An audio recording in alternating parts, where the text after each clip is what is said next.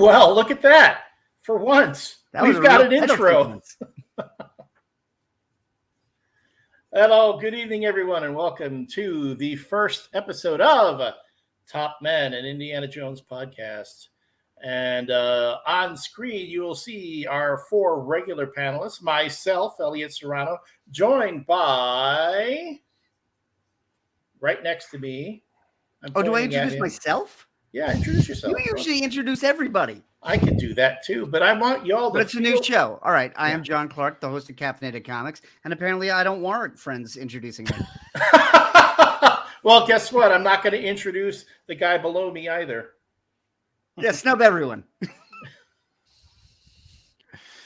Well, I guess that's my cue to talk. So I'm Thomas Jetner. I'm the bartender here at the Top Men podcast, just as I am on the MCU ReVU. And who's that next to you on the bottom row for those who are watching the video? And there's next to me on the bottom row is Dave Pino. Hi, everyone. How you doing, Dave? I'm good. I've got my little short round in my lap here. There he is, the man, the myth, the legend, the gremlin. It's good to see him. And tonight we are also joined by a special guest. If you've been following our updates on the Facebook page or on the Top Men Indie podcast Instagram, he is illustrator, inker, artist, Eisner Award winner, has worked on everything. Marvel. Didn't you work on an indie book too? Tom Feaster? Hi. Yeah, I've worked for pretty much every major publisher, and I think maybe you're talking about Grand Passion, which was for Dynamite. I did that with James Robinson a couple of years ago. That's a good one. James is a good guy to work with too. That is something. Yeah.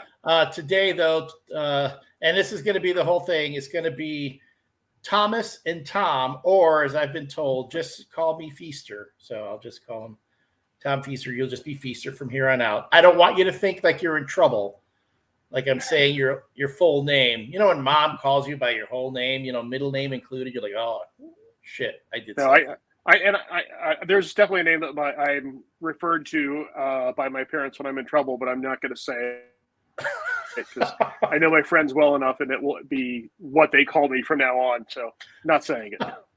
Very good. But anyway, thanks everyone who's tuned in and watching us on the YouTube channel, watching us on our Facebook Live channel as well. This is Top Men, and Indiana Jones podcast, following the formula of Shaken Not Heard and the MCU ReVU. What we're going to be doing is going through each of the Indiana Jones movies in order of release. And the thing with Top Men is, unlike the MCU ReVU, we're going to be going at a more casual pace. We'll have one episode a month, so we can do a movie a month leading up to the release of Indiana Jones and the Dial of Destiny. Great. Kind of how Indiana Jones does one movie every 15 years. Every 15. Yes.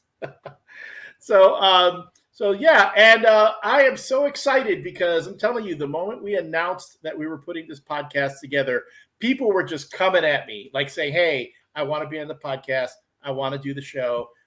Tom, I know you've been a fan of Indiana Jones for the longest time. And then when I said, hey, we're doing this podcast, I know you jumped that coming on board. So I appreciate that.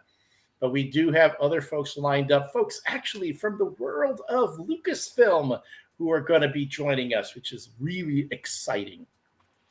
Thank you, Susan, for joining us. Hello, Between Magic and Dreams. Thanks for tuning in.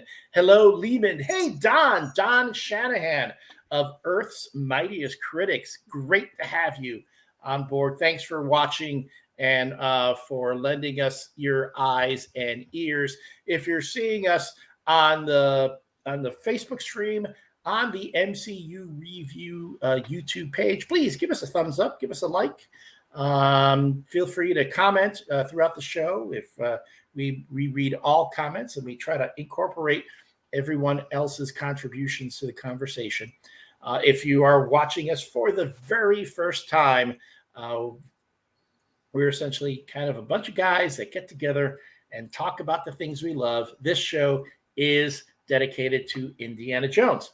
So, without further ado, why don't we jump into the topic of today, which is Raiders of the Lost Ark, the very first movie in the Indiana Jones franchise, starring Harrison Ford, Karen Allen, John Rhys-Davies, and Paul Freeman, directed by Steven Spielberg from a script by Lawrence Kasdan. It came out in the 80s, 81, and it would set off an incredible, I'm telling you, it's like a domino that, boom, they kicked off and it just went to another, led to another, led to another. And yes, Indiana Jones has been oft imitated, but never duplicated. To start off, Thomas Feaster, we have this thing on the show where we give our 2-minute review. So why don't you, since I know you just saw the movie last night again, give us your 2-minute Indy movie review. So do you want like a spoiler-heavy review? Or... And this is full of spoilers, so don't worry about it. Yeah. Okay. Well, we meet our hero in the jungles of South America, where he's in the process of robbing a tomb of a golden idol. I don't know how detailed you want me to get here. So he struggles to get this golden idol. There are spiders, which I would have stopped dead right there, but he perseveres through this terrible, awful spiders. Booby traps everywhere, and he and his assistant try to make it through. They get the golden idol. His assistant ends up turning on him and doesn't meet such a pleasant fate. He makes it out of the tomb just by the skin of his teeth and ends up meeting with an old enemy, Belloc, who immediately takes the golden idol from him, along with a bunch of villagers who chase Indy out of the jungle as Indy's screaming for his backup airplane to get ready to whisk him off to safety. He manages to escape. He's lost the idol, and Belloc has won the day. Cut to a period of time later, not too, a couple days. He's a professor teaching class, and the president of the college comes in and tells him that there are men from the government there who want to speak with him. Indy assumes he's in trouble and is taken to a meeting where they tell him that an old friend of Indiana Jones, a former teacher of his, has been mentioned in a secret Nazi communique. And in this communique, they mention Tanis and a search for the Ark of the Covenant. Indy quickly educates these government men on what Tanis is and what the Ark is. Apparently, they never went to Sunday school. So they enlist Indy to go searching for the Ark.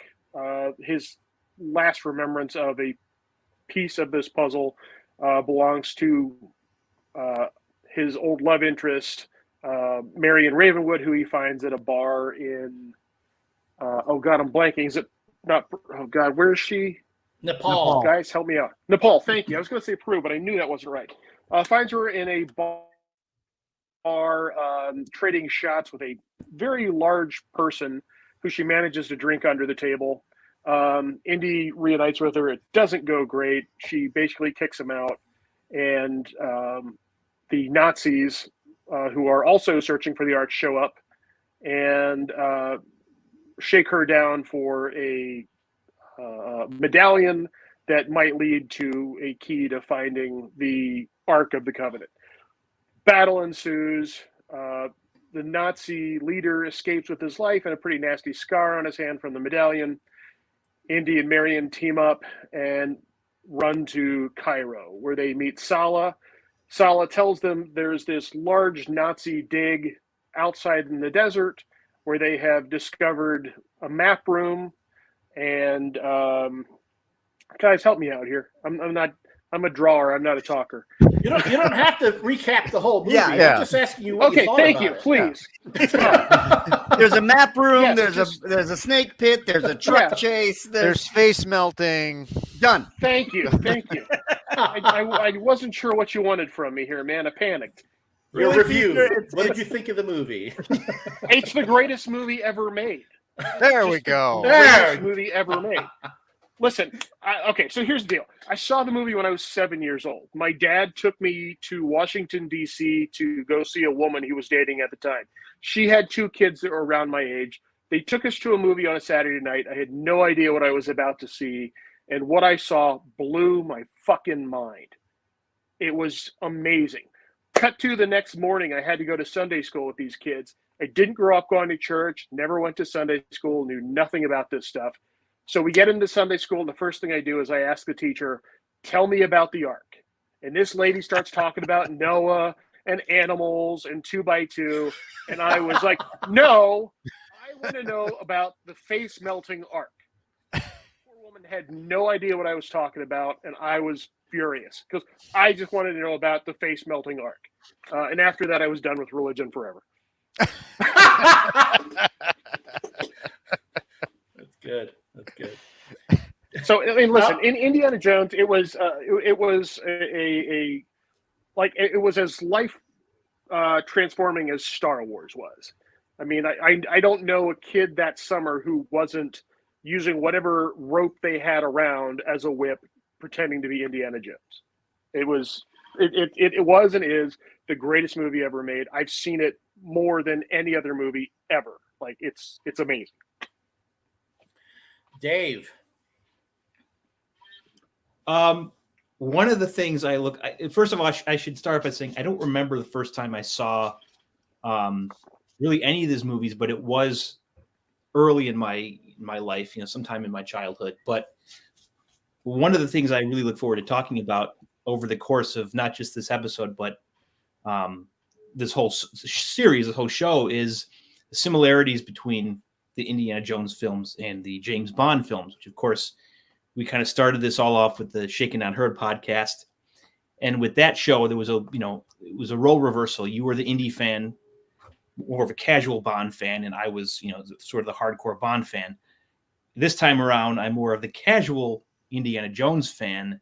But, as I watch these, and most of them I've seen, fairly recently in the last couple of years or so, just noticing the obvious and maybe sometimes not so obvious similarities and parallels between Indiana Jones and the James Bond films. So I think there's probably a big overlap between those fandoms, people who love Bond and love Indiana Jones, because there's such great, both of them such great action adventure franchises, and you can see how Bond was sort of rubs off on Indiana Jones as an inspiration, but yet Indiana Jones is still very much its own thing. Very different character in some ways, but also, similar character in other ways. And these are just, not just this film specifically, but these are such great action adventure films, so fun, so quotable.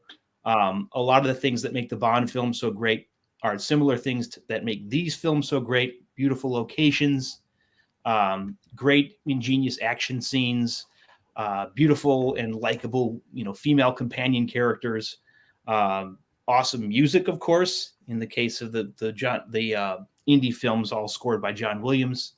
Of course, the big difference, I would say, between the Indy films and Bond is, with the Bond films, we're conditioned to, have to accept a new actor taking on that role every, 10 or 15 years. Whereas these films, it's only, at least in the films, it's only ever been Harrison Ford. So that's why when you talk about the idea of him, rebooting the films, because Harrison Ford has already come out and said that the Dial of Destiny will be his final performance as Indy. People just reject that idea, because who else could possibly play Indiana Jones? He is that character, basically. Whereas Bond, you have the debates of who's your favorite James Bond. Is it Connery or Daniel Craig or Roger Moore or Pierce Brosnan?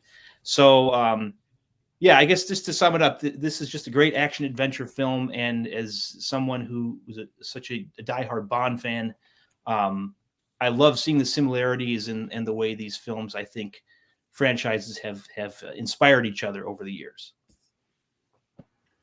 John. This is my favorite movie. I was going to say it's the greatest movie ever made, but Feaster got to that first. When this movie came out, I just was told that George Lucas was making a movie with only Han Solo. And I wanted to see it. And I don't know why, but my parents wouldn't take me. I think they thought it was too violent, or maybe they just weren't into it and they were boomers and it was about what they wanted. But I didn't see this until... Were there other forms of abuse?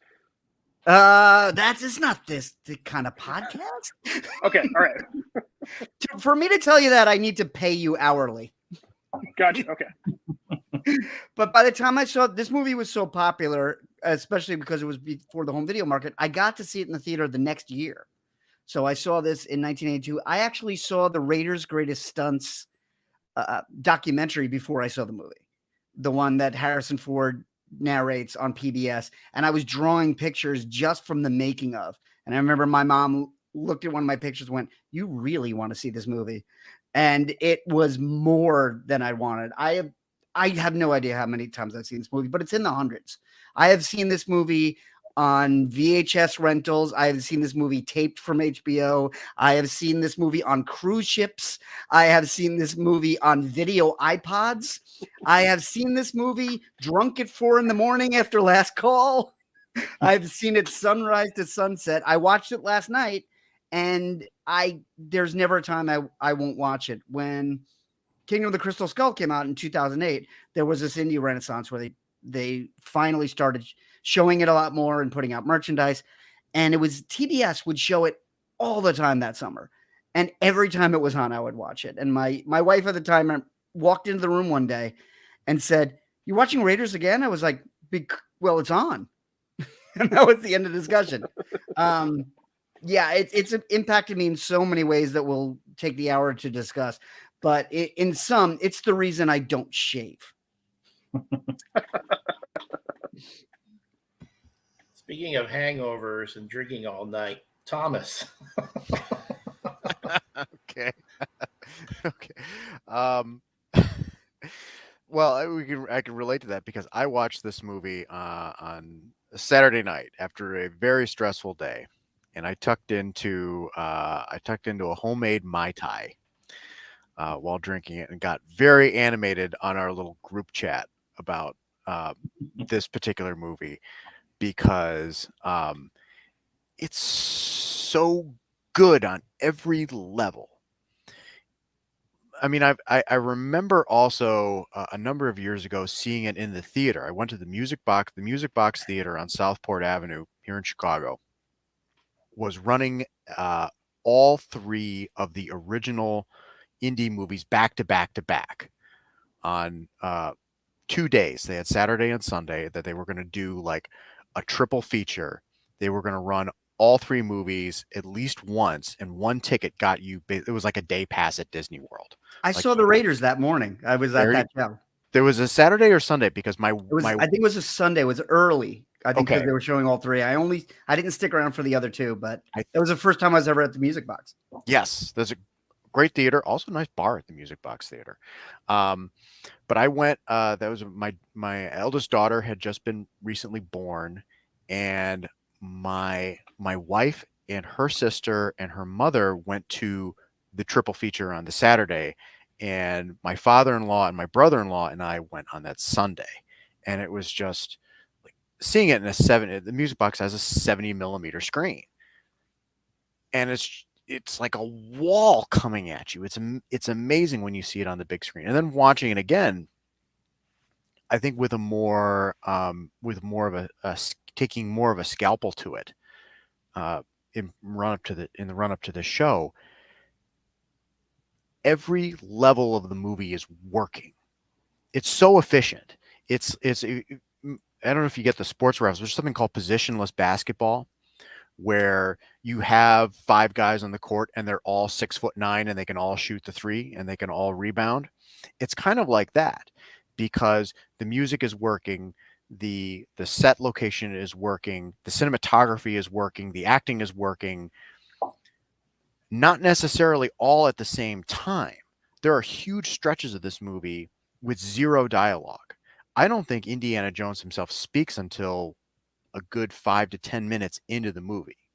And by that point, we've already learned everything about that character that we're going to need to know over the next 2 hours. And this movie's only 2 hours long. So everything clicks together like a Swiss watch. And I think that's where Indy has succeeded, where so many of its other competitors have failed. Because only in this is when you get the right director, the right cinematographer, the right lead actor, the right supporting actors, can everything click together and flow so perfectly as it does with this movie. And we can talk about the individual elements from night and day. Like I just mentioned, the shocking lack of dialogue and how much information can be conveyed with just mood and atmosphere, even in scenes that are supposedly about exposition, like the scene with the old man. There's not a lot of words in that scene, but we get almost everything that we need to know for the second half, the entire second half of the movie, just in that little bit. So everything is working on every level. I don't think there's a single part of this movie that isn't operating on a high level, or that falls flat in some way. Every little detail matters. It all adds up. It's like John and Tom said, it's kind of perfect. There's no fat on it. No, and even the mistakes make it better. You know, the fact that it's Harrison Ford instead of Tom Selleck, or that you can see the reflection of the Cobra, that Indy shoots the swordsman, that Jock speaks in a British accent and then in a Brooklyn accent. Everything that's wrong in it makes it a little more right. There's just this little extra bit of charm. You know, it's like when a baseball player throws a perfect game. It's like, you know, you miss what you hang a curveball, but a guy pops it up into foul territory, and that's an easy one pitch out. So, you know, they caught lightning in a bottle, but you know, you can't say that they catch lightning in a bottle if they catch it, you know, 2 or 3 more times after that. All righty. And not to echo everything everyone else said, you guys always steal my thunder. I will say 2 things. First, this is the movie that made me a Harrison Ford fan. John, you say, oh, I heard that George Lucas was doing a movie with just Han Solo. I had absolutely no interest in Han Solo back then. I was a Luke Skywalker fan. I didn't care that Han was spending all this time making moves on Leia while Luke was away. Of course, later on, it would all be moot for, you know, we all know why. But yes, this is a movie where the real charm of Harrison Ford would come through. And as you said, had Tom Selleck been cast as Spielberg and Lucas originally wanted, and Lucas did not want Harrison Ford. He did not want him at all. He famously said, I don't want him to be my Robert De Niro. Yep, which is ridiculous, but still. But yeah, Harrison Ford made Indy just like Indy made Harrison Ford. And there will be other things that come up. Before we get away from this, though, Tom, you did, in the tradition of the MCU ReVU, you did create a themed cocktail for tonight's show and tonight's movie. Why don't you tell us about it? I did. And actually, this cocktail predates, I think, every cocktail from MCU ReVU. I think we came up with a recipe of this, on the Shaken Not Heard podcast. I think we were talking about we have to have an Indy episode just so we can make this cocktail. Yes. And so I think the genesis was Elliot identified the label on the bottle of whiskey that Indy's drinking in the cantina scene after Marion is seemingly blown up in Cairo. And it's a bottle called Belle of Lincoln.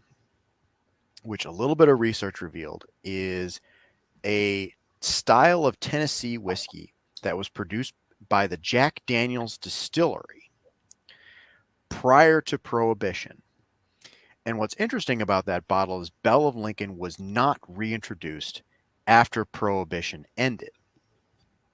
So the bottle that Indiana Jones is drinking in I believe it's 1936. The Raiders takes place in 36, yes. 36, yes.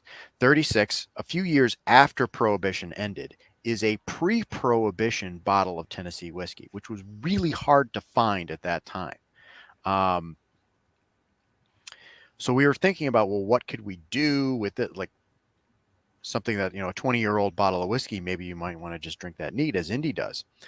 But we went with incorporating the dates in the form of date syrup, because a mint julep and many other whiskey cocktails involve simple syrup or sugar. So dates was a good opportunity, and mint is very popular in Mediterranean cuisine and Mediterranean cooking, including Egyptian cooking. So there was an opportunity there to do a mint julep, and that's basically what we've done. We've done a Tennessee whiskey mint julep with date syrup supplementing the sugar. And Dave and Elliot, how did it turn out? Okay, this is probably my new favorite drink now. Because it's so easy to make, Like, no, not to. I don't want to seem critical of previous drinks. Go on. Let's face it, all the MCU ReVU cocktails you come up with, you're finding like all these obscure rums and I swear, you're making trips to South America to get other things because you're not happy with what's available locally. So just Tennessee whiskey, date syrup, and simple syrup with some mint. Oh yes.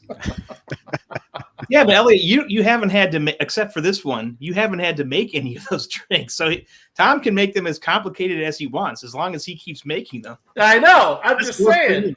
Now I can just make it myself. If I want one, I can go, now if you want one, you can always have one. Yeah. But I mean, I'm glad the date syrup worked out relatively well. That's good. I had never had date syrup prior to this drink, and it's really good. I plan to put this on other things. I think the Trader Joe's website, Trader Joe's where I got it from, said like put it on pancakes and waffles and things like that. So I'm all for that idea. I know, Elliot, I provided the expensive one from Fresh Farm. So you did the organic. It's the organic. It is quite good. Yes. And so I bought organic mint because, there you go. Why the hell not? But well, of course, if you follow ReVU Cocktails, that's the cocktail Instagram page for this show and the MCU ReVU, I have a post there recommending to anyone interested in cocktails, buy a mint plant.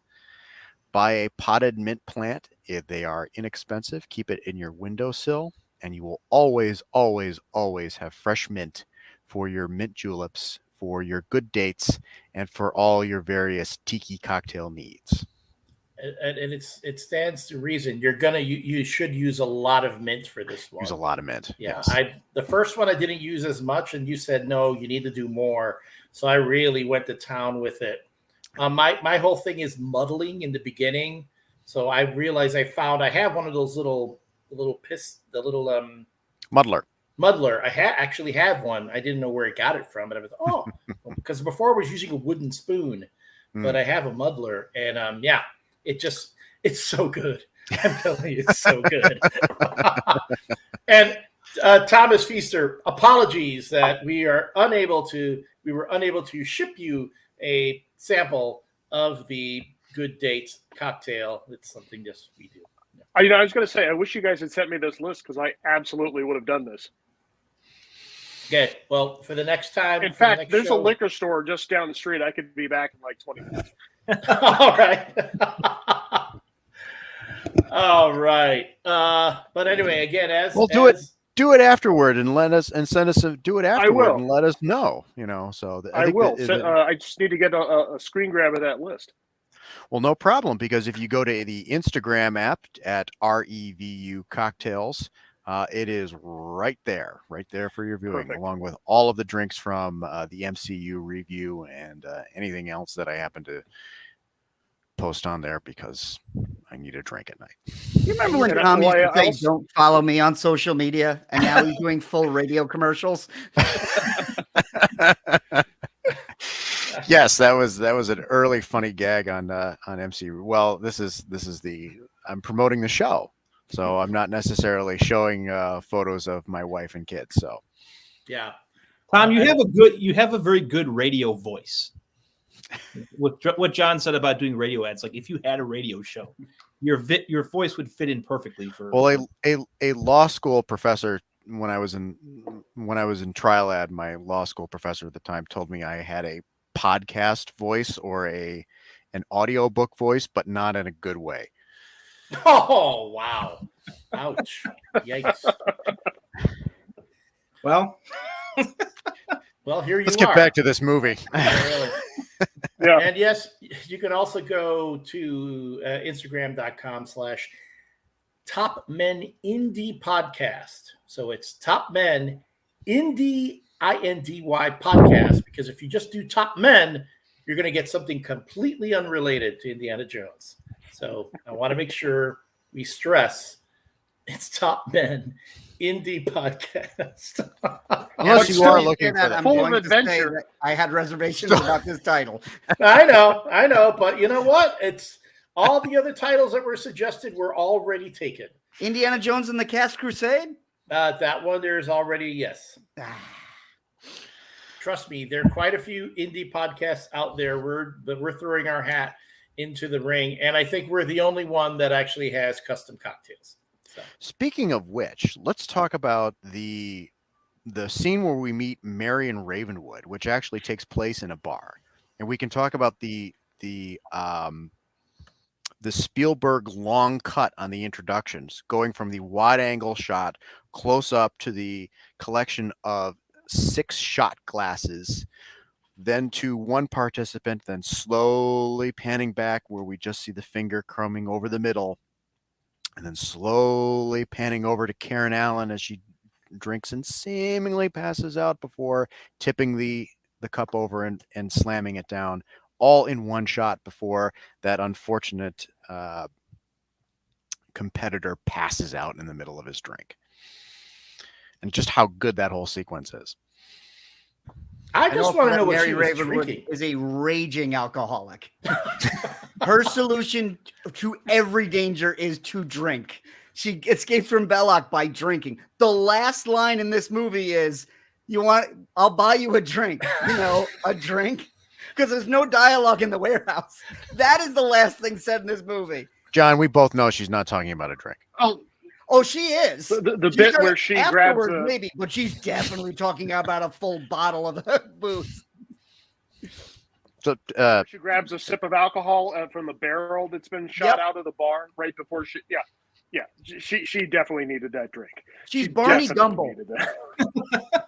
that's all character building, though. The willingness to Yeah. take a quick shot out of that. It was like one, not only but an alcoholic, but as someone who is not accustomed to the life of adventure and maybe needing a little more liquid courage in that instant. I don't know. Marion doesn't seem to be. Well, I will say she does. I know there's a lot of criticism when we get into Temple of Doom.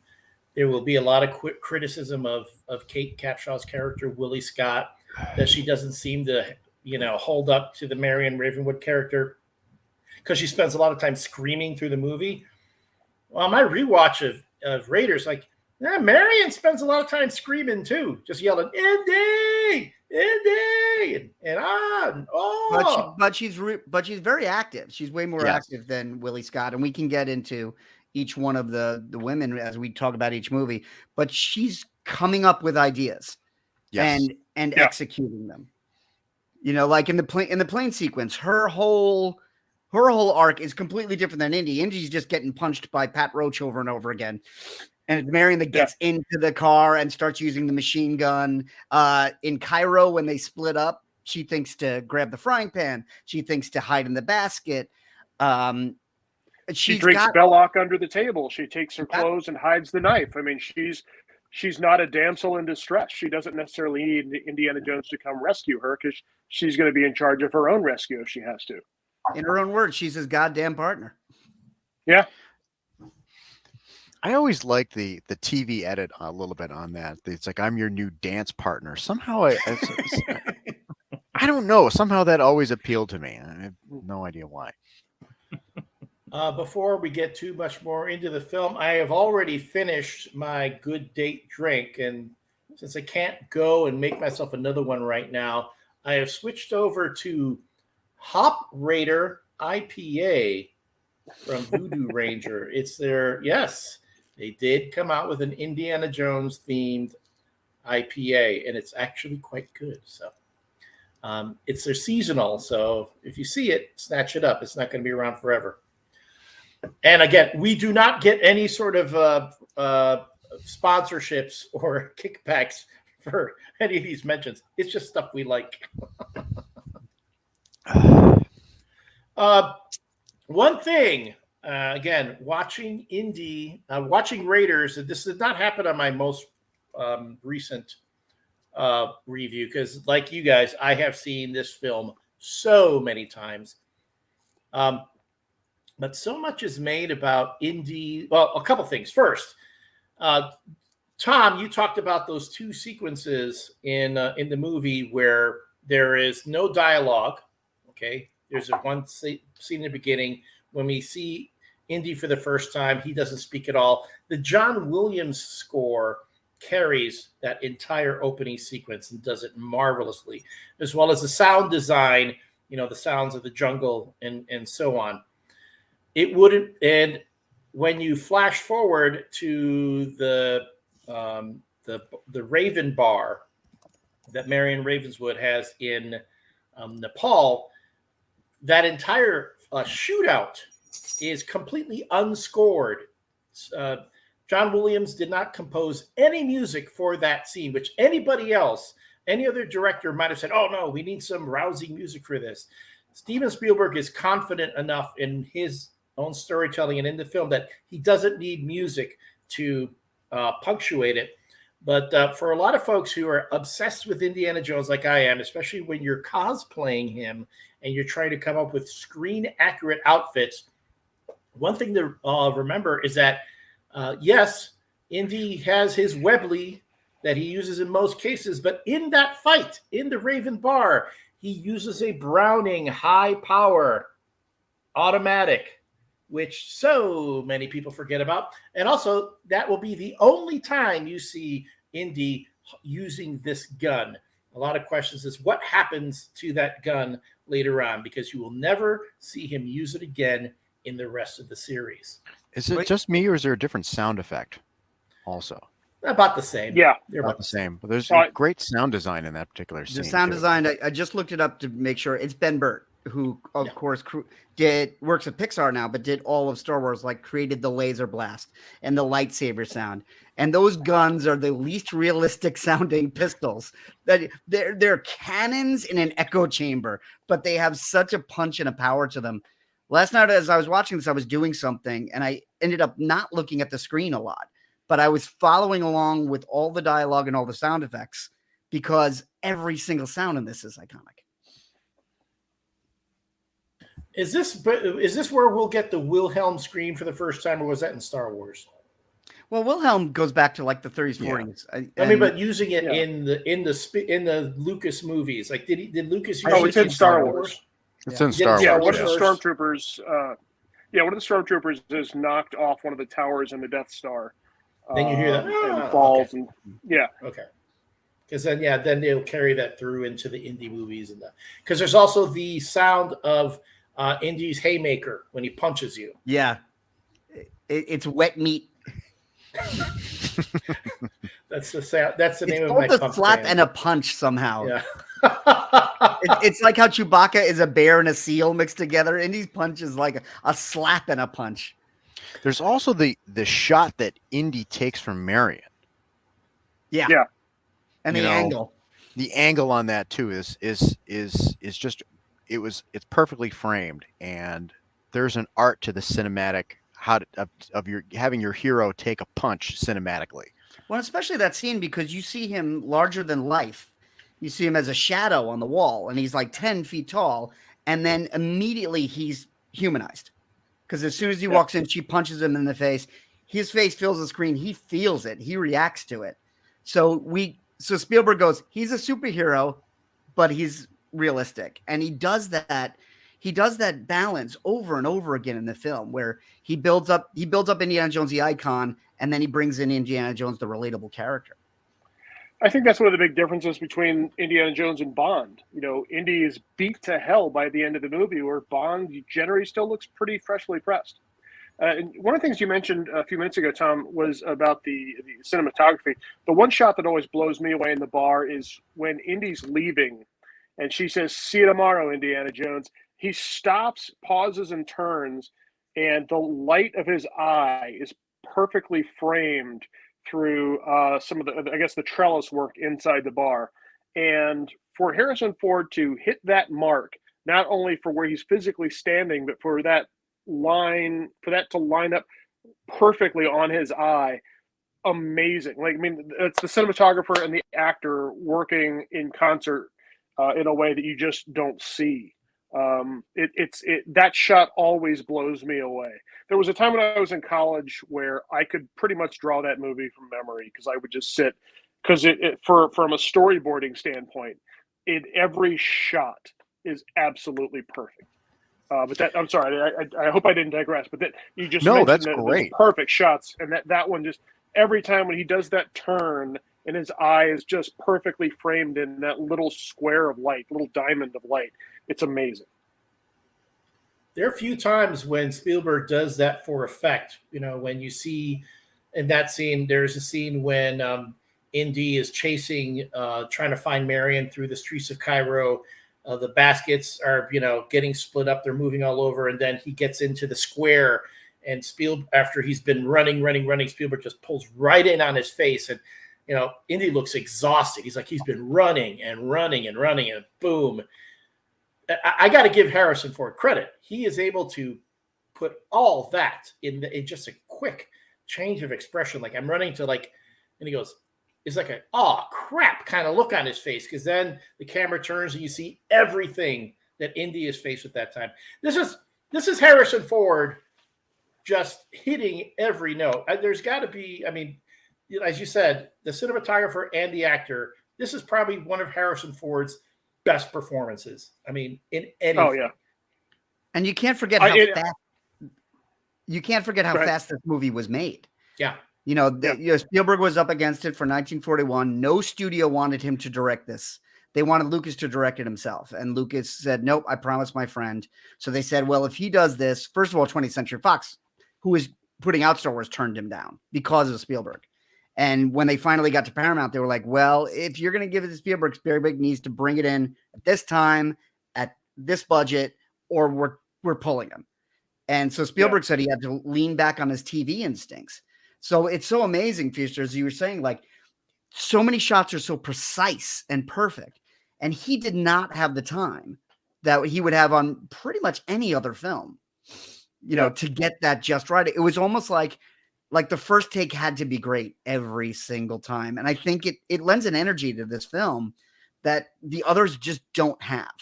There's just an electricity under every scene. And I think because you can feel the crew running as fast as Indy is running. Yeah. Well, and I want to go back a second, something Elliot mentioned with that shot where Indy he's running down the alley. He comes right up to the camera. It's a close up on his eyes. And then the camera pulls back. I think that's the same camera move from Jaws that they do with Roy Scheider during the shark attack. I'm not sure, but if there's a cinematographer out there, but I think that's the same camera move, how you get that close up and fast pull out into like a wide shot, because it gives you this sense of panic and confusion, not just from what the actor's doing, but from what the camera's doing and how it kind of distorts things a bit. Another one of those just amazing shots out of this film. I watch this movie over and over, and it blows me away every time. Yeah, that shot is a dolly zoom. What happens is they're pushing the camera Thank you. in and zooming the camera out. It was a big Hitchcock thing, and Spielberg stole it from Hitchcock. And you're right, you do see it in Jaws. I think you probably see it in every Spielberg film. But yeah, it's so effective. Right. Before we go back, there are a couple other bits. I even wanted to talk a little bit about Dave's comparisons between Indy and Bond.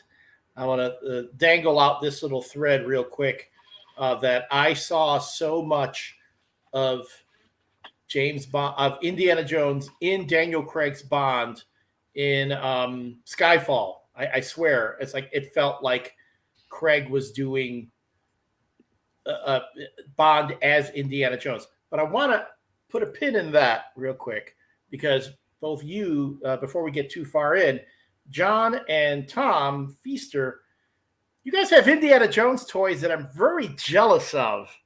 And I was first, we do have a feature on the show on the MCU ReVU where we talk about the toys that would come out for each particular Marvel film. John, you were going to walk us through the toys that came out for Raiders of the Lost Ark. Sure. So Indiana Jones has a very spotty relationship with merchandise. They were not expecting this movie to be the hit it was. They were expecting it to do pretty well. So the toy companies and the poster companies and the t-shirt companies were not lining up for them on this. So we actually don't get the Kenner's action figure line until 1982, a full year later, which is actually when I saw the movie. They were just given the Raiders license because they had Star Wars and they were successful with Star Wars. And they went right to 3 3/4, which is what they were doing with Star Wars. And it failed. It's known as a notable failure. There are many armchair critics that say why that happened. But most prevalent is the fact that kids bought Indiana Jones and no one else. So everybody peg-warmed. But it was a really nice line. And I only have one original left. I had the whole line when I was a kid, but I only have Tote left, which comes with this little plastic over jacket. I found him in a comic book store 10 years ago for about $3. He was very, very easy to find. I think the price has gone up. But the one original thing I actually have since childhood, it may be the only toy that I have since childhood. And of course, I buy toys every week, so it's not like I'm hurting for them. But I do have, let me get this in here, the original Kenner Well of Souls playset, which was the only playset in the line. It's fairly small. It's about the size of the Creature Cantina from Star Wars. But it has everything you need. And this is, as I said, I've only put the original pieces in here. I'm missing a lot of them. And I got a lot from when Crystal Skull came out. Hasbro returned to that scale. So I usually display this with new pieces. But what I still have are the arches, the cover of the Ark, and then the breakaway wall, which my favorite part about this is you turn it around and it's actually got a mummy crypt. And this was used for everything because in the 70s and 80s, 3 3/4 was G.I. Joe and Star Wars. And even when this wasn't an Indiana Jones set, it worked for every weird supernatural desert set. They are very expensive to come by now. Every time I try to rebuy that line, it is impossible. And with the new movie Dial of Destiny coming out, Hasbro's announced that they are making Marvel Legends style Indiana Jones, which is a form they've never done before. I don't expect it to be a big success, but I am pre-ordering every single item they're putting out. But Feaster, you said you have more of the original Kenner series. Well, I've got the 12-inch Indiana Jones. There's 4 of them here. One is my original, and then I was able to find one in a box that was still boxed. I hesitate to move them because it's going to cause an avalanche of Marvel Legends figures. But this is my original Indy. And, I was able to, over the years, the hat was lost, but the belt, jacket, shirt, and pants and boots were all original. He's got his whip here. Whoop, there we go. There's his whip. His gun and holster. You can see that belt has not aged well. But over the years, just trying to replace parts that I had lost from mine, I ended up amassing 4 indies now. I've got 2 that are, well, this one in the box, and then this one is in damn near mint. It's the hat was originally, those like tags that they used to put price tags on things. That's what holds his hat on. It goes right through the skull and into the hat. But when I was a kid, I had the smaller 3 3/4 Indy as well, and I, like most kids, broke his thumb off pretty quickly. Which the quality of those figures just wasn't nearly as good as the Star Wars figures. They just didn't hold up. Change in terms of material didn't last as long as the Star Wars toys. And then, I think I had his horse too. There was an Indian and Arabian horse you could buy well. And then I still have my like Indiana Jones storybooks and basically any book that I saw that year, because there was no Indiana Jones. If I saw Indiana Jones stuff, yeah, there you go. I'm very jealous of those. A friend of mine a few years ago sent me boxes of Indiana Jones cover. I think they're in French, and they're beautifully drawn, like European comics of Indiana Jones. No idea what the story is. God, they're just great to look at. But yeah, the Kenner Indiana Jones, like I just love them to death. I never planned on having 4. I'll probably sell some of the extras at some point, but I still just kind of like looking over there and seeing a group of indies staring back at me. Yeah, I tried to keep mine. Now the 6-inch ones, you go ahead. Oh no, I tried to keep my 12-inch. I was going to say that the 6-inch Kenner's coming out with, or Hasbro's coming out with. Sorry, we got a bit of a lag. So they're doing a repro of the original 3 3/4 Indy through Hasbro, and it looks pretty good. It looks a lot like the original Indy, and I'm probably going to grab one of those because the vintage Indies are. I still look for that stuff fairly regularly, and you're right. The prices are just out of hand for what I'm willing to spend on them. I'm very jealous of your Well of Souls, though. Hopefully, we'll see another Well of Souls set at some point. Yeah, the Well of Souls survived. I tried to keep my 12-inch Kenner Indy alive as long as possible, but I lost the hat, I lost the whip, I lost the gun. Eventually, I lost his shoes. I lost his jacket. The only thing I had left was his shirt and his pants, and I ended up buying an extra Sideshow Indiana Jones and ripped up the original Kenner shirt, tore the sleeve off, put the slashes in, tore the knee out, and that's my Indiana Jones and the Temple of Doom Sideshow custom, which they didn't get to for years. Yeah. But that's all that's left of my Kenner Indiana Jones. There, honestly, the Kenner Indiana, the 12-inch Indiana Jones are out there, and they're not nearly as expensive as the 3 3/4. So if you take a look, they're out there. I mean, I think the most I paid for my boxed one, I think I spent $100 on that, and it's really, new. It's mint in the box, and I spent $100 on it. And my favorite thing about when that I saw Indiana, that price, I jumped on it. But they're not absurdly expensive. Yeah, my favorite thing about that Indiana Jones is, like the rest of the merchandise, it was slapped together a year later because nobody expected it to be this big, and it's just their Han Solo 12-inch down to the hair. Like he has this big 70s Sean Cassidy hair under that hat.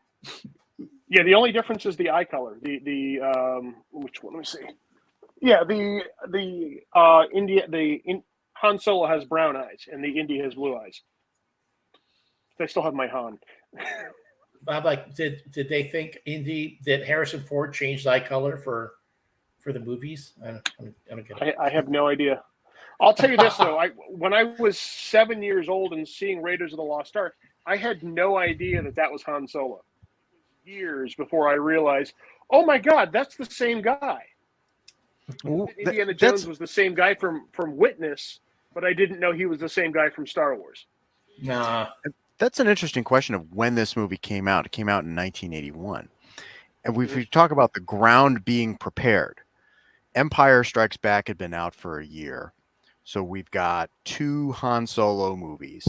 And we have, 16 years of James Bond movies out of this type of swashbuckling action adventure. So in terms of the audience readiness, it really is surprising that they didn't think that toys would be popular with this, given how much groundwork had been laid over the preceding 15, 20 years, going back to Dr. No, that you could assume that this would potentially be a big, I guess, because potentially the slapdash production or the hurried production, maybe they didn't see it coming. Yeah, I think it makes sense. Oh, I'm sorry. Go ahead. I think it makes sense because the Bond toys never took off. I mean, I know there were Bond toys for Thunderball and a few other films, but they never really took off in any way.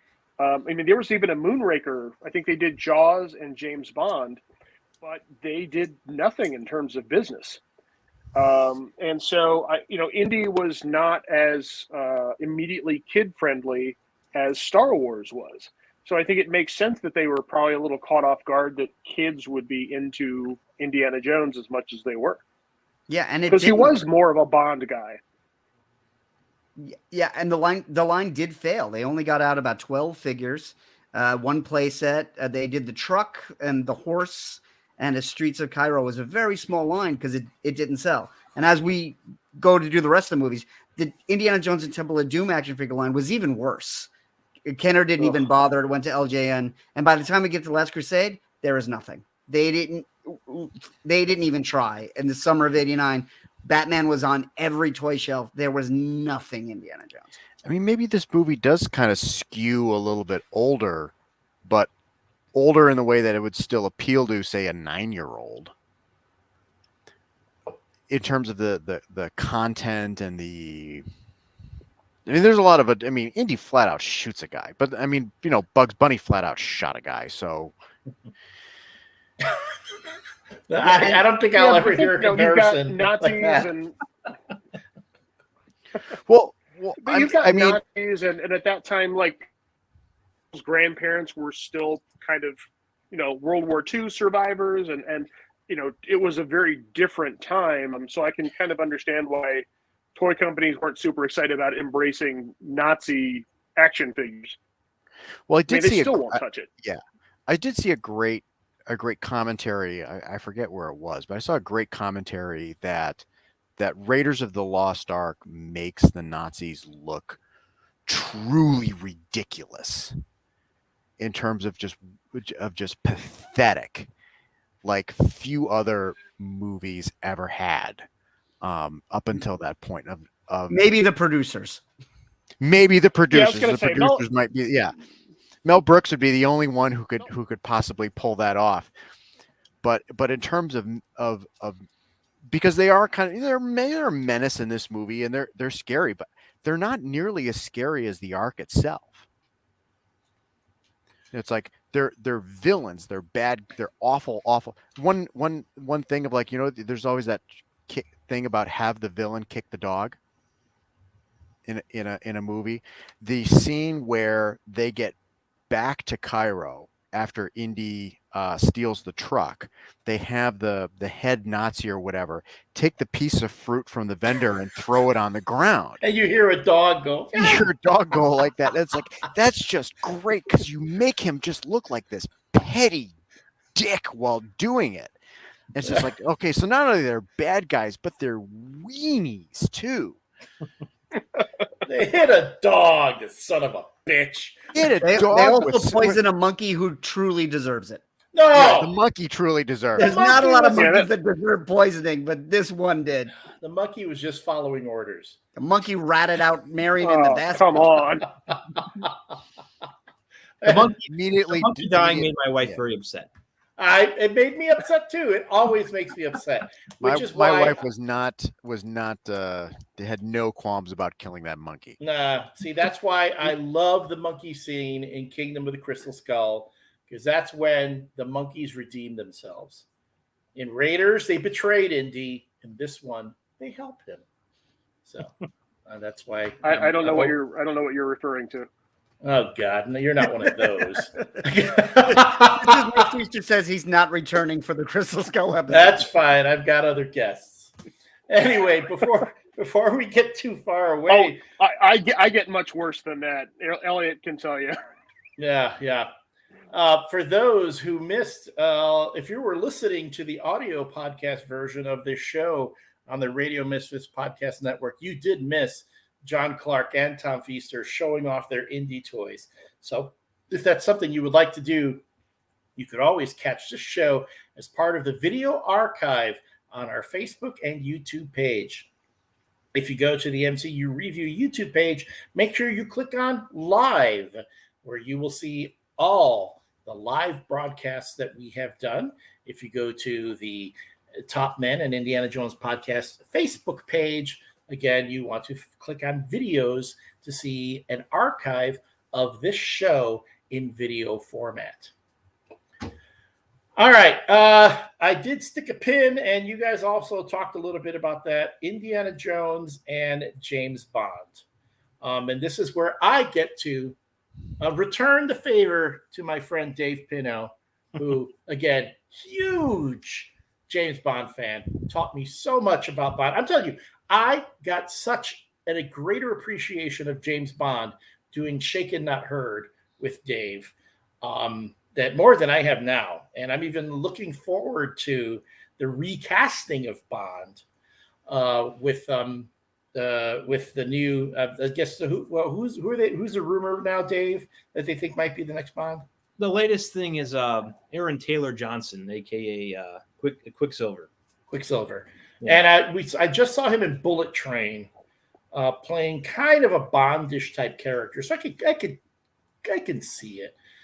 But let me throw this out to the group because Dave did bring this up before. James Bond has become, he's like Doctor Who, where you almost expect a new actor to play him over time. And audiences now have accepted it. But for some reason, not happening with Indy. Why is that the case? Why are audiences less willing to accept a recasting of Indiana Jones when we've recast Batman how many times? We've recast Spider-Man. There are so many different characters that have been recast. Why can't we do it with Indiana Jones? There's a big difference between Indiana Jones and all the other characters that you mentioned. Is James Bond, Batman, Spider-Man are all movie adaptations of print. The characters were created in another media, and then the movie is an adaptation. So it's never a one-to-one. So when a new actor becomes Batman, it's a new interpretation. This movie, Indiana Jones starts with this movie. The character does not exist before this movie, and there's no other version to lean on. There was the Young Indiana Jones television series, but that didn't take off. So Harrison Ford is so identified with the character because we don't really have another medium to weigh against the movie, I think. But we've recast Captain Kirk, William Shatner, Chris Pine, and now a third guy in Strange New Worlds. We've recast Spock twice. They didn't exist before in television. That's true, and I'm still shocked they did that. There was a lot of pushback of recasting William Shatner and Leonard Nimoy, but to J.J. Abrams' credit, he did take a big swing. I think Harrison Ford is still vital. Maybe that's it, because Shatner and Nimoy were sunsetting their careers. I mean, Nimoy passed away before the third movie was made, and Shatner's almost 90, so he's not really working as much. So I think there was a passing of the torch, whereas Harrison Ford's still very vital. He did another Blade Runner. He did another Star Wars. He has a show with Jason Segel coming out this week. He did a Yellowstone series. Like, he's working all the time. So I think audiences will always see somebody pushing Harrison Ford out of the spotlight. I think with Harrison Ford's personality, I don't see him graciously passing the torch. There's that shot in Crystal Skull when we get to it of Shia LaBeouf picking up his hat and him taking it back because they knew the audience wouldn't accept the franchise going forward with Shia LaBeouf. I think people just love Harrison Ford the most. I found this. Harrison Ford's just being greedy and selfish. I found this funny tweet a while ago that was about basically implying that Harrison Ford like couldn't give less of a shit about Han Solo at this point. Like, he's just make as many Han Solo movies as you want, cast whoever you want, but he's very protective of Harrison Ford. He's like of Indy, and he said, if you try to recast Indiana Jones, I will gut you and your entire family. Yeah, the famous quote he said, "When I'm gone, he's gone." Yeah, exactly. Dave, And he didn't have a problem with another Han Solo. Audiences did. well, Yeah, Dave, yeah. I wonder though Did that if River happen with- Phoenix was still around, if he would have passed the torch to River Phoenix. Apparently, that was the idea for young Indiana Jones, that River Phoenix was supposed to be starring in it, but River Phoenix didn't want to do it. He was too big a star for television. This is still in the days where television was seen as much lesser than movies. Yeah. Yeah. And I was now in retrospect, I think when Sean Connery passed, well, not so much passed the baton, but gave up the role of Bond. He said, I don't want to do it anymore. Right? Dave, am I wrong in saying that? Yeah, he was burnt out by certainly by You Only Live Twice. You start to see the signs of it, arguably in Thunderball, but You Only Live Twice, very famous for him like kind of sleepwalking his way through that movie compared to his performance in Dr. No and From Russia with Love and Goldfinger. And then of course they brought in George Lazenby, and at the time they didn't know if that would work. They didn't know if audiences would accept a new actor playing James Bond, because to that point, there had only been one James Bond. And, a lot of the early posters and teasers for On Her Majesty's Secret Service, there's not much focus on Bond. You don't see he's kind of obscured in the shadows. They didn't really want to push this idea too soon onto the audiences here's a new guy. It's not Sean Connery anymore. And then of course Lazenby famously turned down I think a 7-film contract, and then they just they backed a dump truck full of cash into Connery's his driveway and got him to come back for one more movie. So maybe that has to do with that Harrison Ford is just a whole look. If I can be Indy, I'm still going to be Indy. But Han Solo, whatever. Yeah, I always think of this quote. Conan O'Brien used to have Harrison Ford on all the time because Conan was the first one to figure out that Harrison Ford's grumpiness and reticent to be in interviews could be funny. And that kind of gave Harrison Ford his sense of humor. And at one point before Force Awakens, he said, well, they're talking about doing another Star Wars and they want you to be Han Solo. That would be nice. And Harrison Ford goes, it'd be more than nice. It was like clear. It's like even in that joke, it was all about the money, even though he turns in a really good performance in Force Awakens. But he was the highest paid person on that film. I think he got $50 million for that. Wow. Yeah. And I would say he earned it because it's the best of those films. But Indy, he loves this character. I always wonder what it would have happened if Lucas and Spielberg had kind of more of their shit together and put out an Indiana Jones every 3 years the way they wanted to.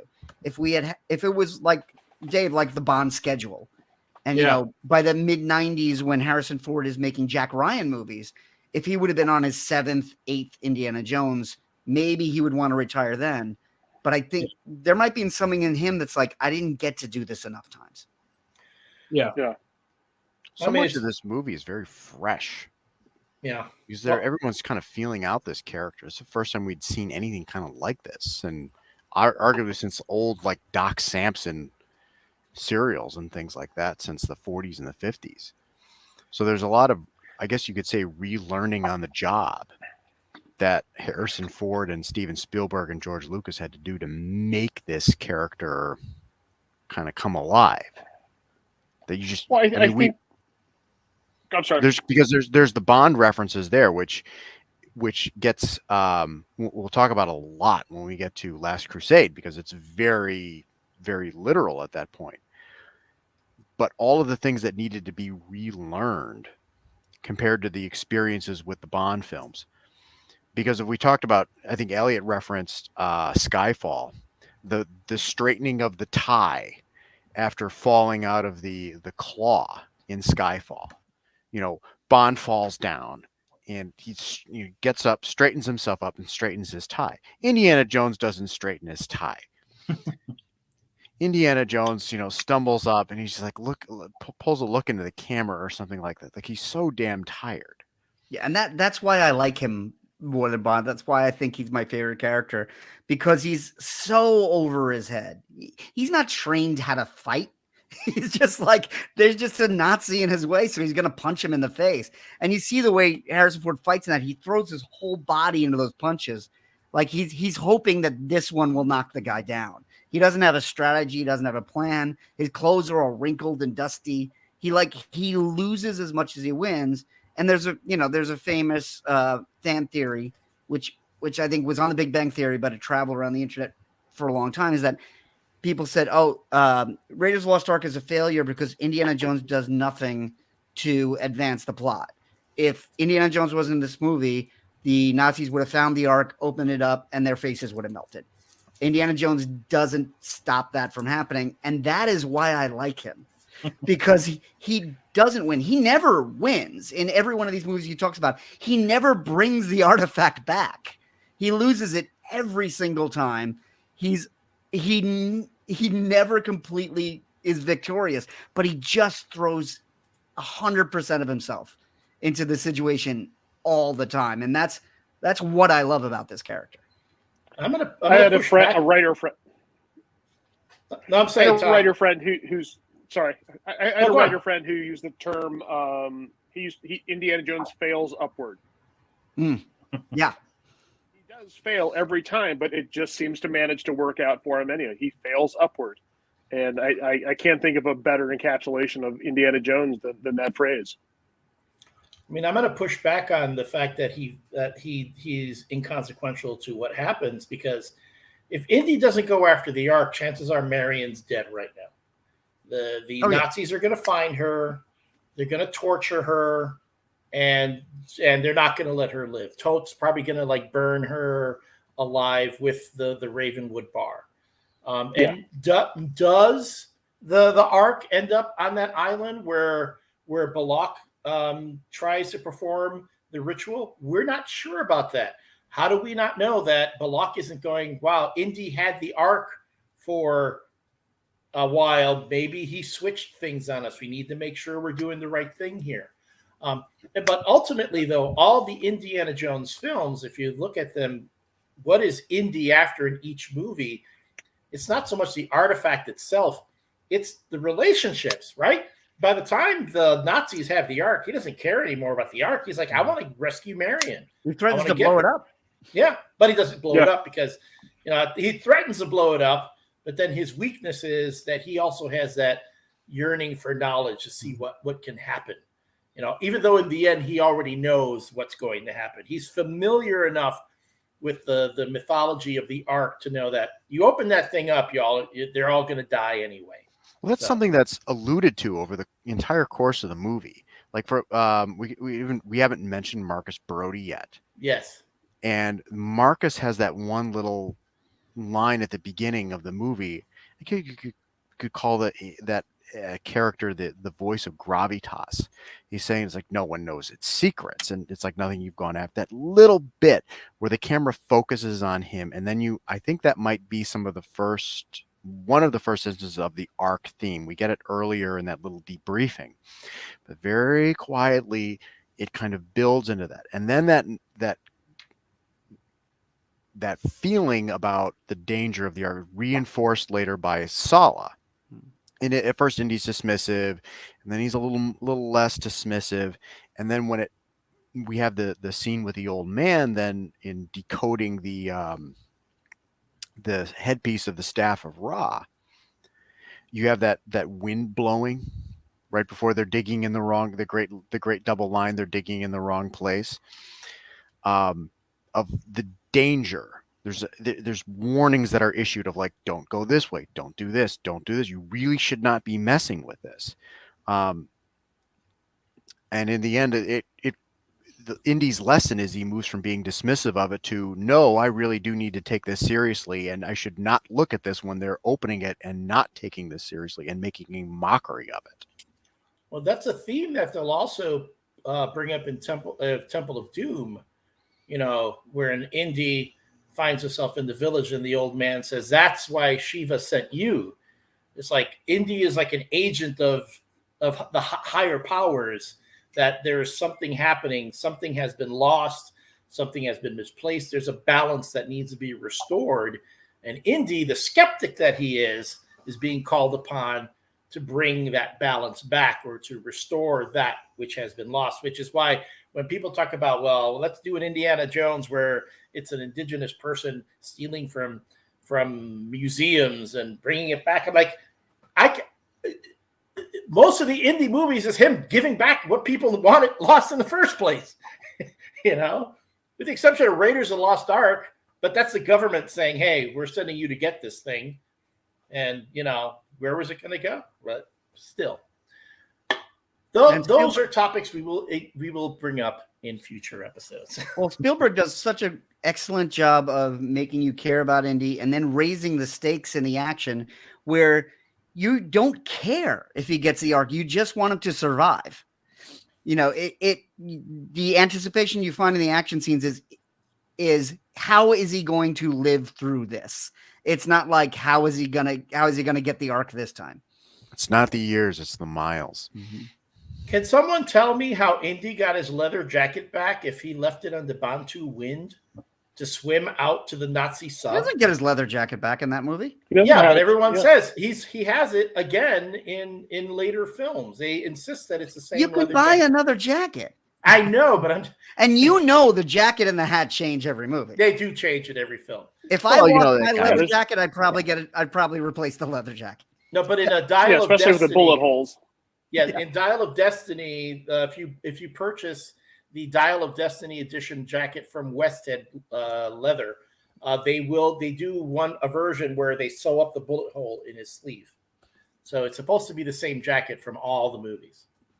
Yeah, I can't imagine that jacket would survive from the 30s to the late 60s.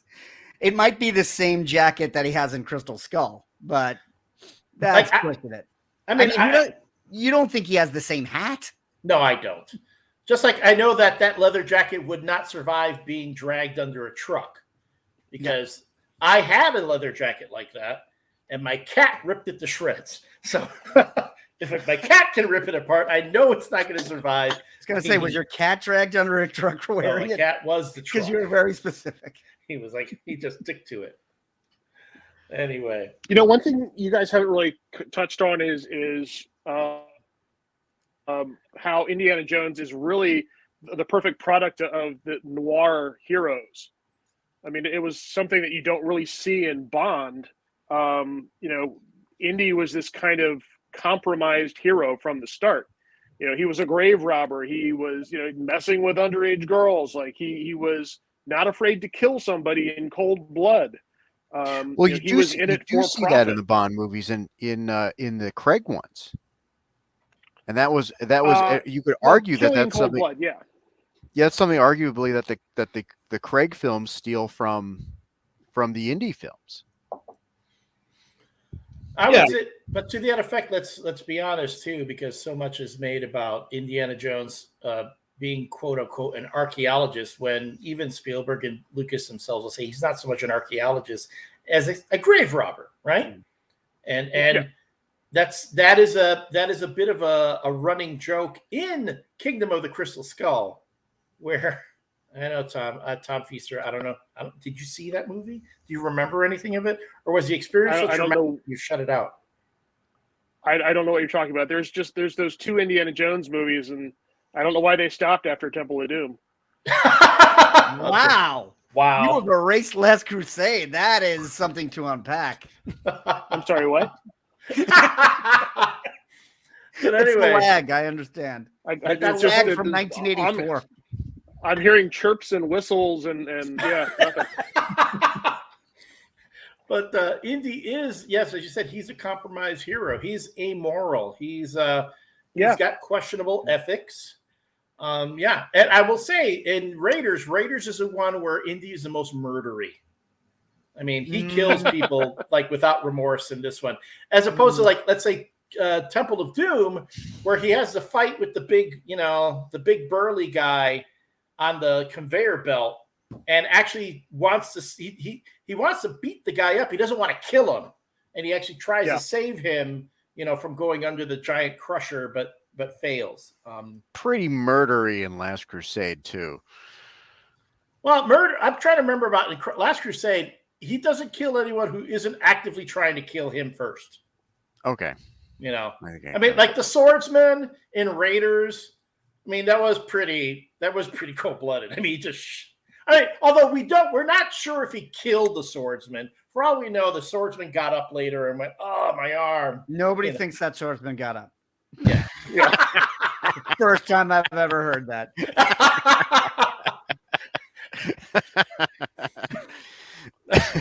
But I will agree of Indy being a compromised hero, because one of the major influences that doesn't get talked about enough is there's a lot of Bogart in Indy. Yeah. Especially in this. The hat is from Treasure of Sierra Madre. Yep. But I was thinking about it in when he's in the bar, when he meets Marion in the bar, it's very Bogart. Mm-hmm. It's very like, I did what I did. Yeah, you don't have to be happy about it. But it's that coarseness. And of course, when we get to Temple of Doom, he's wearing Rick's tuxedo from Casablanca. Like and Bogart was always a compromised character. There has been reference, much like Tom Hanks has been called the modern day Jimmy Stewart. Harrison Ford is like a modern day Humphrey Bogart. There have been those parallels there. Real quick, Between Magic and Dreams said, Crystal Skull wasn't too bad. I think it's a friend of yours, Feaster, who's saying that. Not anymore.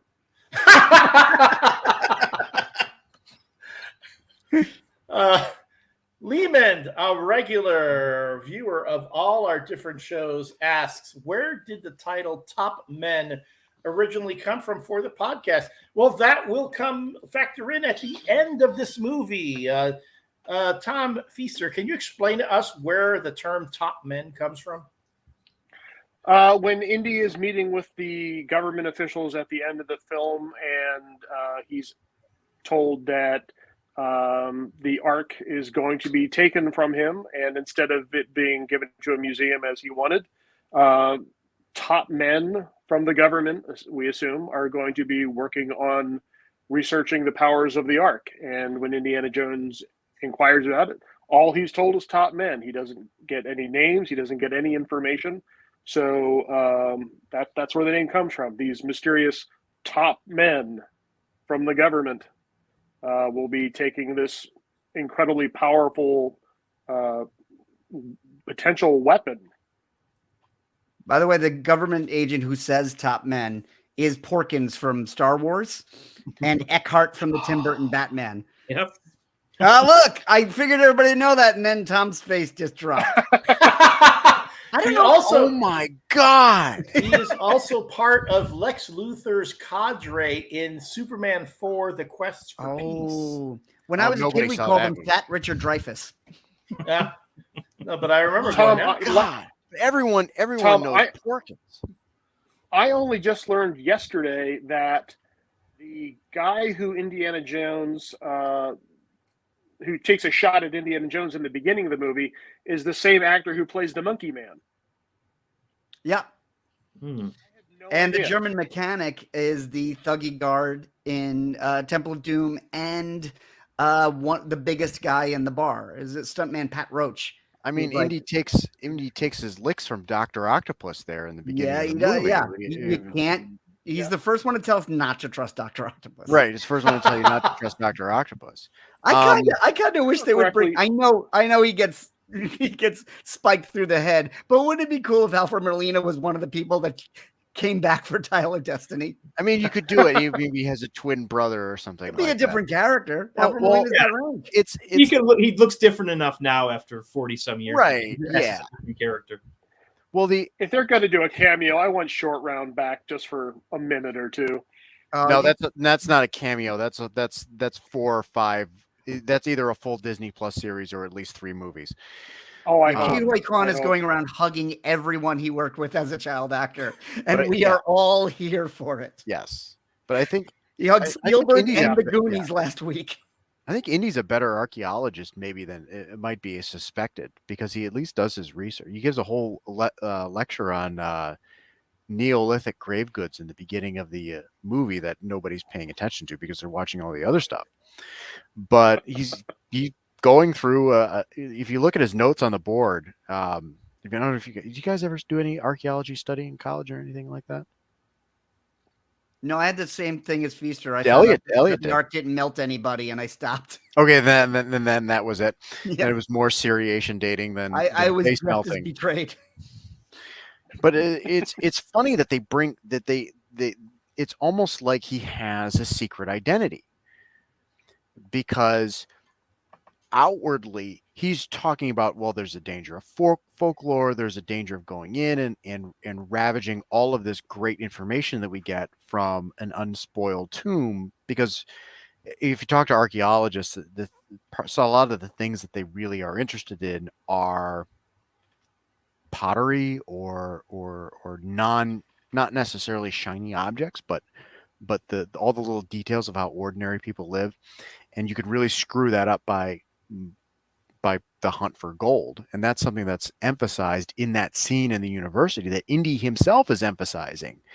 And then he finishes the lecture saying everything that is all good details about archaeology. Okay, you need to read this, you need to study this, all these site reports and things like that, where they're undoubtedly doing like seriation dating and all that stuff. And then he gives a little look to Marcus Brody. And it's like that little bit of like, it's that little Alfred in the Batcave type thing where it's like, okay, like now the mask comes off and now we get this little bit, or Clark Kent straightens his back a little bit. It's that little moment there, of superhero quality, I guess. There is a duality. Well, you can tell his heart isn't really in the teaching.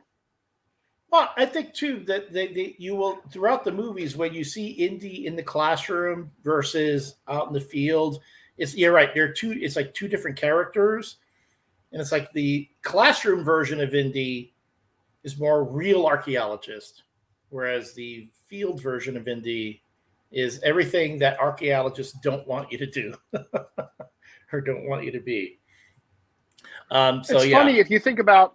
If I'm sorry, and I'll reference that third movie only because I have to. But if you think about what he was raised with, in terms of a father who was engrossed in his books, it makes sense that he would reject that because of how he felt about his father and become the guy who wants to be in the field, getting dirty, breaking things, smashing through, and really mixing it up.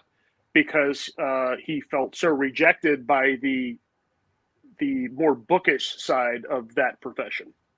Make sense? Oh, true. Yeah. No, I can see that. In story, I can see that. But I also know production-wise, before Last Crusade would come out, and I remember reading the articles, again, every once in a while when a new Indiana Jones movie is coming around, you have all these articles from actual archaeologists that criticize the character while they credit him for helping get more people into the field of archaeology. They criticize his methods. And I remember reading a particular article where they talked about, real archaeology, the majority of it, it's research. You're just doing research for the most part. You're not going out there and digging up stuff. You're researching things, which is why in Last Crusade, what does he say? The majority of archaeology takes place in the library, in research, again, addressing the real world aspect of archaeology, and then say, yes,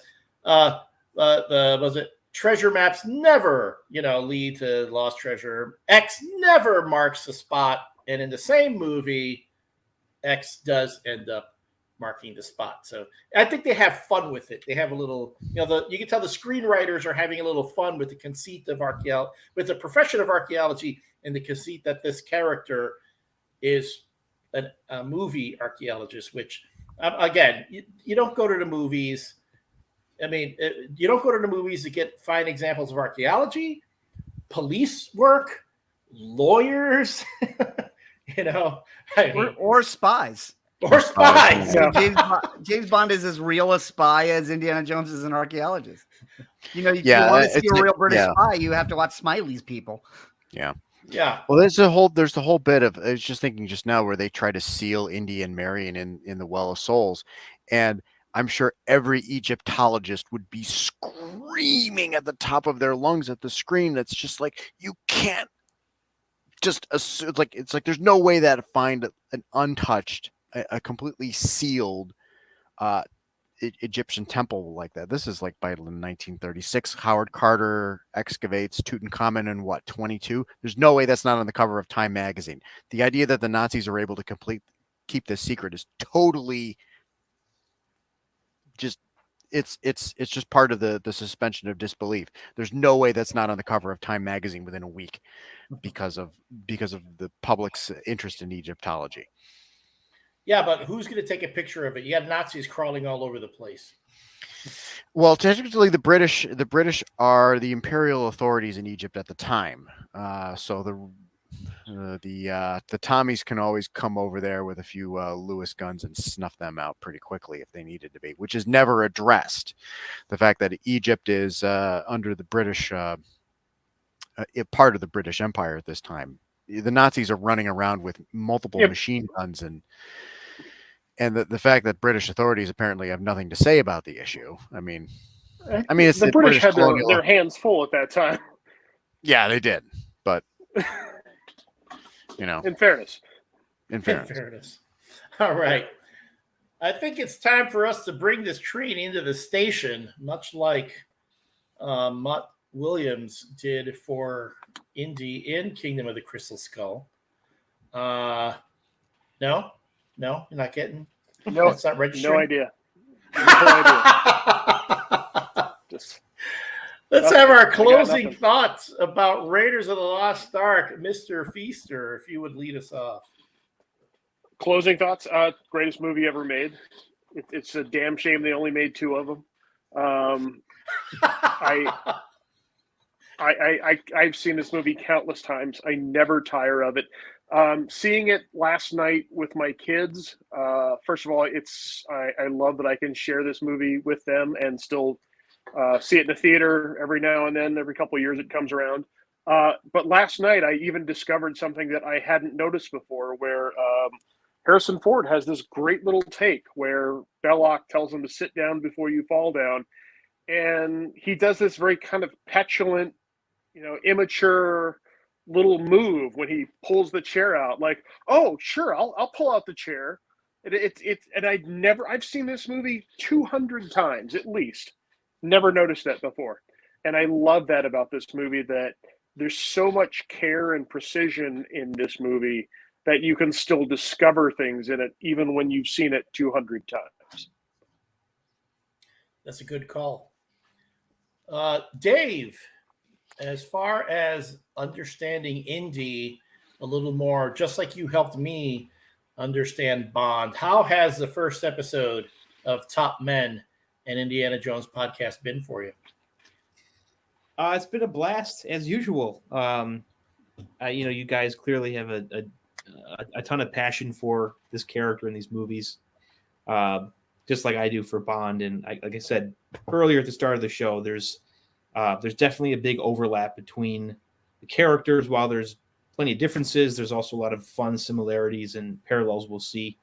I think even more so with the next couple, at least the next 2 indie films we're covering. So I'm looking forward to doing another deep dive on the next few films. Glad to hear that. Tom Jetner.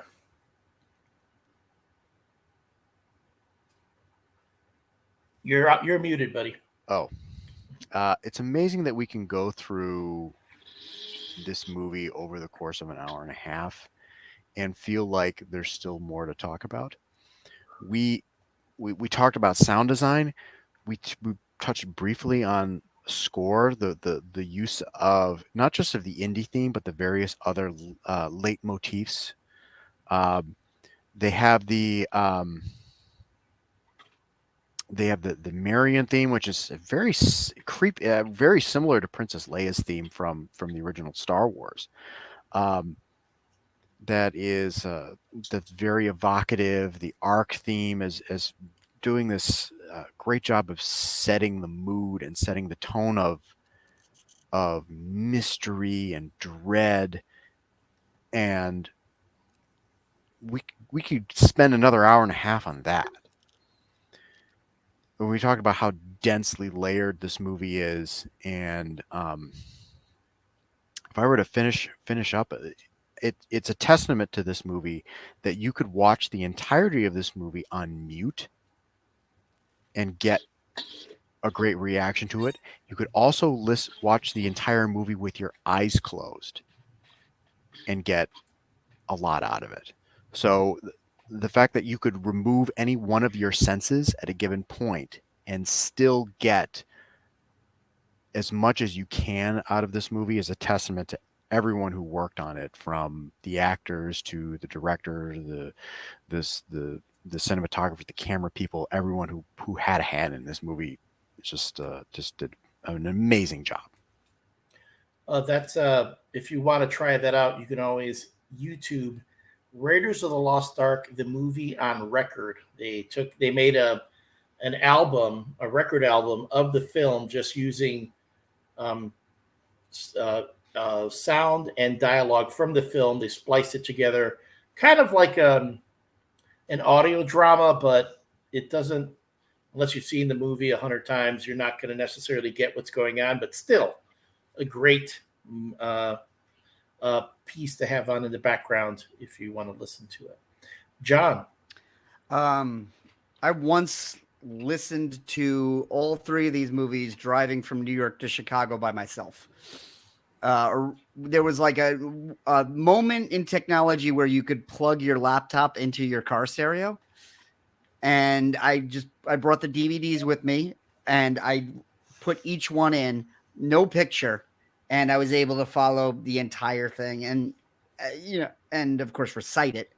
This is also the first movie theater I went to after COVID. It's the first movie theater I saw with my girlfriend. We met during lockdown, and we couldn't go anywhere. The first time movie theaters reopened, they put classic films in the theaters just to try to get people in.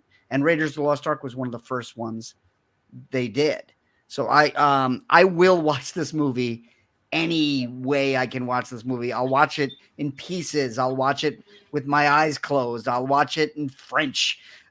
There's no way this movie doesn't work. And every time, it's my favorite movie because as much as I love new movies coming out, and as much as I think there are more sophisticated films, there's Casablanca, there's Citizen Kane, there's Pulp Fiction. Every time I pull this movie apart, it never gets lesser. And I enjoy it as much the 200th time as I've enjoyed it the first time. To that effect, Between Magic and Dreams comments, Raiders of the Lost Ark introduced me to the magic that movies could present, and spoiled me to the degree of constantly longing to discover that magic again in more modern films. Yes, many other films have tried to duplicate it. They have been unable to. For me, Indiana Jones is, to me, will be a seminal character of all the characters that I adore, that I cherish. I can look at the Star Wars films, and Star Wars, Empire, Return of the Jedi, Force Awakens, there are parts of it that, I'll be honest, they just don't age as well. They makes me a little cringe, when I look at some of the things that were done with the characters in the Star Wars films. Maybe it's because Indiana Jones and his world was a tad more mature, and that his flaws were built in and were things that were to be accepted and expected. That character has aged better for me. There are a lot of things, as you guys have said before, there are little mistakes and things that come up in the films that just add to the charm overall of the Indiana Jones series. And it's just easier for me to accept. So, and then we'll get into the whole thing about, as the movies progress, people saying that's ridiculous that this happens here and happens there. Folks, Raiders has as many ridiculous stunts and improbable things that happen as in any other film. So if you're going to get angry about the car jumping the track in Temple of Doom or Indiana Jones in a boat falling, over a waterfall, and yet you don't have an issue with him making a swim out to a boat in the ocean that an Olympic swimmer wouldn't be able to make, getting to a Nazi boat. And then, has anyone explained how he survived the Nazi boat, the U-boat going under the water? They didn't go under the water. The diesel engines are operating on a submarine in the 1930s, and Germany wasn't technically at war. I don't know. Okay, if you say so. See, there we go. We can come up with that stuff. Yeah, it's all solved if you take the tour of the U-505 submarine at the Museum of Science and Industry here in Chicago. I've actually done that one. Yes, it is pretty cool. All right, there's whole cut scenes that we didn't even begin to get into that. Would it have added to the movie? Would it's going to distract from the movie? You could go on for hours about this one movie. True. And I will say before we go, Tom, I do have several storybooks that I'm willing to trade if you're looking to, trade some indie gear, indie stuff. Also, if you are watching this show for the very first time and would like to qualify to get a free copy of Raiders of the Lost Ark on Blu-ray, this is the 40th anniversary edition of Raiders of the Lost Ark. All you have to do is follow the Top Men, a Indiana Jones podcast Facebook page, as well as the Top Men Indie Podcast Instagram, and you will be entered into a drawing for a copy of Raiders of the Lost Ark on Blu-ray. And I'm telling you, I know you might have it on your cloud or something. I am a fan of physical media. Disney Plus, Paramount cannot take this off my account because I've got it here. I can always play it whenever I want. And if my Wi-Fi goes down, I can still watch it. So trust me, we're going back to physical media. Damn it. John's giving me that look. I'm giving you that look like wrap it up. I am. We should. All right. Before we go, let's real quick. I want to thank everyone for being with us tonight. Thank you, everyone, for watching. Susan Lehman, Between Magic and Dreams. Don, thank you, everyone, for tuning in live. If you're watching this as part of the video archives on our Facebook or YouTube page, or if you're listening to us on the Radio Misfits Podcast Network, thanks. Please be sure to give us a like, subscribe, and share. As well as our socials. Tom Feaster, where can people find you on social media? I'm on Instagram as Tom Feaster, on Twitter, Tom Feaster. And I also have a Instagram just dedicated to my toy collection. It's called Things I Haven't Outgrown. And it's just toys. I do a lot of estate sales, and I'm always hunting for old toys. So if you like old toys and you just want to geek out with me, check it out. Dave. I am on Instagram at Pinto_Noir. Why do we want to follow you? You saw him earlier in the show. My little 11-year-old four-legged goblin.